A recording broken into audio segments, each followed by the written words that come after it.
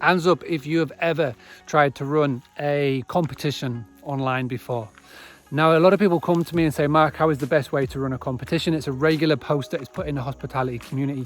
And I always say Facebook. Now, why? Because that's where the eyes are already at. It's where the general population of the world is. It's on Facebook. And in your town, in your city, in your county, you could have hundreds of thousands potential of people that are looking to book and stay with you. They just don't know that you're there.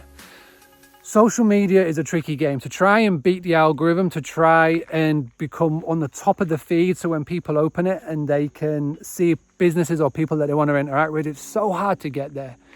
So what I've devised is a 5-day challenge, free training for everybody that wants to take part. And I'll show you how you can use Facebook in giveaways to get noticed, to get attention, get inquiries, and get bookings. And I'd love for you to be a part of it.